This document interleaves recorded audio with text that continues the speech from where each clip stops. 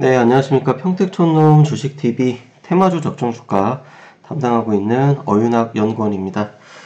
조금 전에 녹음을 해서 올렸는데 그 마이크 설정이 좀 잘못돼가지고 소리가 녹음이 안 됐습니다. 그래서 다시 한번 재녹음 하도록 하겠습니다. 원래 그 적정주가가 이제 1월 2일 기준으로, 그러니까 오늘 업로드가 돼야 되는 게 맞습니다. 그런데 오늘 연초에 조금 작업이 밀려가지고 그 적정주가 연산이 좀 이제 길어졌습니다. 그래서 현재 지금 제가 돌려놓고 퇴근을 했고요. 그래서 내일 정도에는 업로드가 가능할 걸로 그렇게 생각이 됩니다. 그래서 오늘은 적정주가보다는 시장을 조금 살펴보고요. 그리고 재밌는 뉴스를 하나 보여드리고 그에 따른 그 조건 검색식, 그러니까 검색식을 하나 소개를 해드릴까 합니다. 먼저 금일 시장 간단히 살펴보면은 역시나 그 외국인들하고 기관들이, 외국인은 파생상품에서, 기관은 코스피 코스닥에서 엄청나게 오늘 던졌습니다. 그래가지고 다시금 이제 2000선이 깨질랑 말랑 하는 그런 상황까지 왔고요.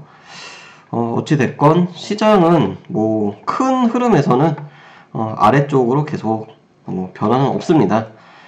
그렇게 되고, 그 다음에 수급을 좀 보면 역시나 오늘 개인만 샀어요. 개인만 사고 외국인하고 기관 다 팔았고요. 그리고 파생상품 같은 경우는 어차피 제로섬이기 때문에 외국인이 오늘 좀 많이 던졌습니다. 사실 단기에 좀 과한 매도가 나오면서 외국인하고 그 개인하고 기관이 받았습니다만 그 흐름이 좀 너무 안 좋았습니다. 특히 그 시가총액 상위 종목들, 제가 뭐 지난주에 방송을 통해서도 말씀을 드렸고, 그리고 유튜브를 통해서도 말씀을 드렸는데, 시가총액 상위 종목들 같은 경우에 삼성전자하고 이제 전기전자 종목의 이 비중, 지금 이제 삼성전자가 비중이 좀 많이 올라왔어요. 사실 올라왔는데 그럼에도 불구하고 나머지 종목들이 굉장히 약하면서 오늘은 조금 그 삼성전자하고 SK하이닉스가 버팀에도 불구하고 시장은 약세를 보였다.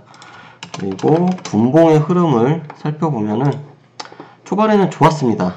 매우 좋았습니다. 좋았는데 바로 이제 내려 꽂으면서 이제 뭐 말만 플러스권이지 사실 마이너스권이나 다름없다, 이렇게 보시면 될 것 같고요. 그 다음에 테마주 보겠습니다.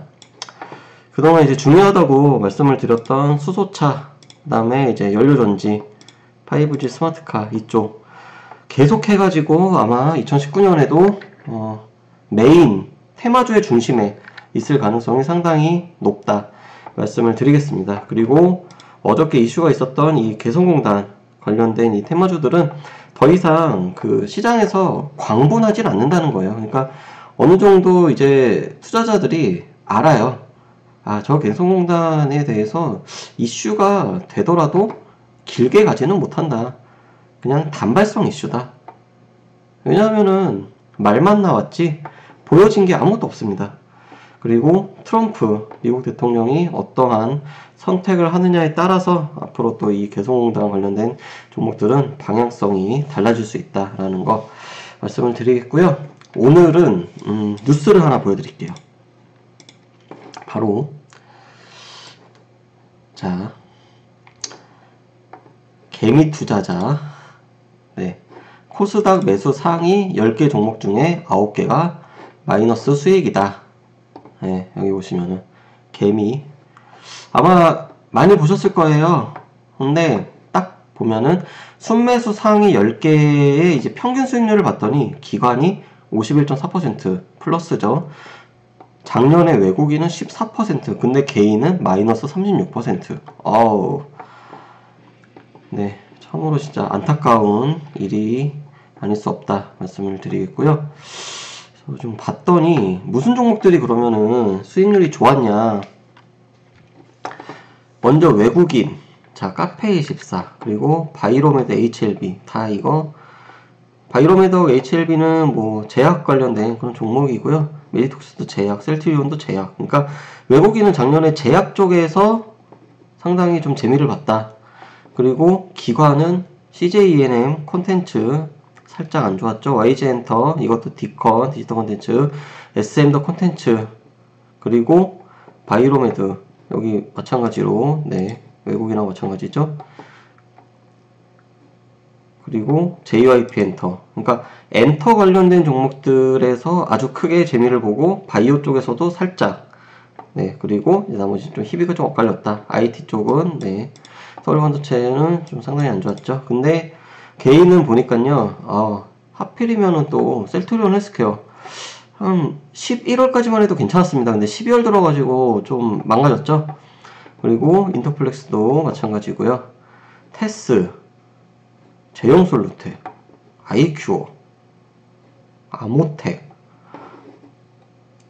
그러니까 어느 정도 이제 종목들을 들어가더라도 좀 이 기업의 어떤 영업 활동이라 그래야 될까요? 영업 활동 그리고 미래의 그 성장성 이제 이런 것보다는 단발성 테마주에 많이 손실을 봤다는 거예요. 뭐 그렇고요.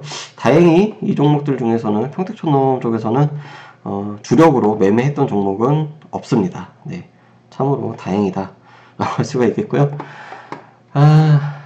그래서 오늘은 제가 좀 격정주가 준비를 못했으니까 그에 대한 죄송한 마음에 검색식을 하나 또 소개를 해드릴까 합니다. 내일 그 방송에서도 말씀을 드릴 건데요. 바로 기관 투자자의 수급을 한번 따라가 보자 라는 거예요. 뭐 메이저 수급 관련해서는 몇 번 말씀을 드렸는데요.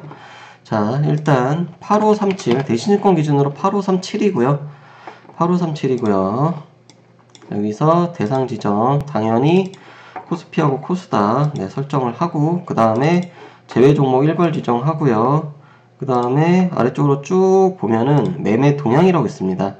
매매 동향에서 투자자별 네, 이쪽에 보면은 투자자별 특정 기간 누적 순매수 순매도 금액이라고 있습니다. 자, 그래서 올해가 시작이 됐잖아요. 그러면은 이건 이제 예를 들어 보이는 거예요. 자, 2019년 1월 2일부터 예를 들어서 2019년 뭐 3월이다. 그러면 이 기간 동안 기간의 순매수 금액이 예를 들어서 뭐 100억 원 이상, 만, 10만, 100만, 1000만, 10억, 100억 이상인 종목을 찾아보고 오늘은 한국전력에 들어왔네요. 당일날 네 있고 그런 다음에 평균 매매가 대비 등락률, 그러니까 기관 투자자가 여러 기관 투자자가 있잖아요. 그 중에서 쭉 따져봤을 때 평균 매매가가 있으면은 그 평균 매매가 대비 이 기관 네 잠시만요. 네. 그래서 이제 예를 들어 가지고 뭐 최근 20일 그러니까 한 달이죠. 한 달 동안 기관이 순매수한 종목들 중에서 평균가 대비 예를 들어서 한 20%부터 예를 들어서 5% 사이, 그러니까 좀 손실을 보고 있는 종목이죠. 자, 이런 종목을 찾으면 뭔가 나올 거예요. 그럼 이제 이거를 예를 들어서 2018년으로 한번 바꿔볼게요. 네, 2018년 뭐 자, 해가지고 자, 그럼 이제 이런 종목이 나왔다고 칩니다. 나왔다고 치면은요, 그 다음에 이 코스피 지수를 또 봐야 돼요. 이왕이면은 코스피 지수가 횡보할 때, 사실 뭐 지금 같은 경우는 이 여기서 박스권을 그리고 있으니까 사실 지금도 횡보한다고 봐도 돼요. 사실 하지만 뭐 위아래 뭐 100포인트 정도의 편차가 있기 때문에 이거는 좀 너무 과한 그런 시점이고요.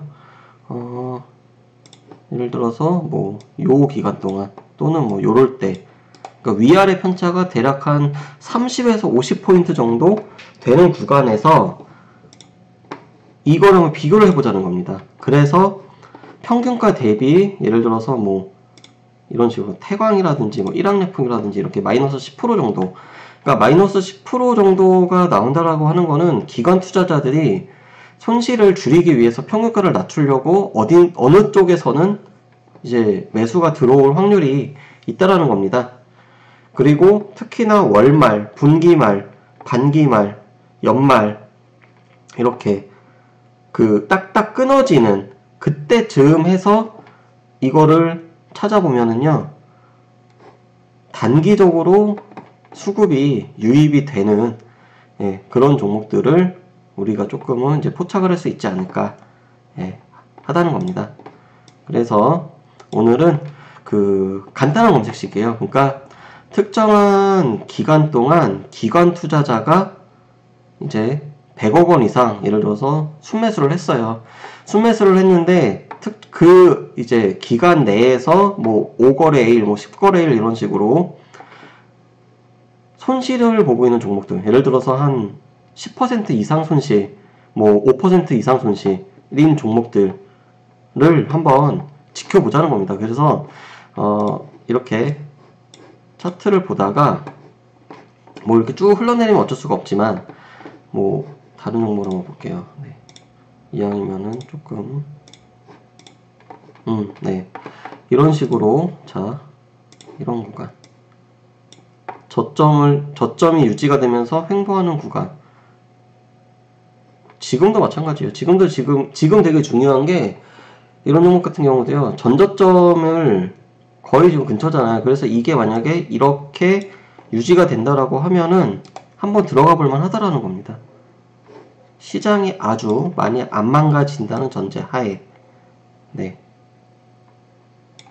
그래서 이렇게 저점 부근에서 저점을 찍고서 횡보할 때 이런 식으로 이 구간 이럴 때 한번 들어가 보자는 거예요.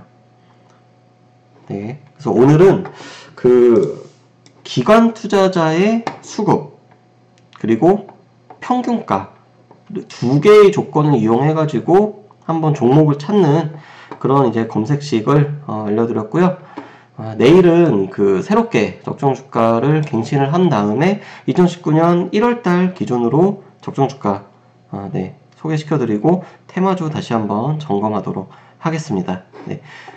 녹음이 좀 늦어가지고 죄송하고요. 내일부터는 제대로 된 시간에 올릴 수 있도록 최선을 다하도록 하겠습니다. 감사합니다.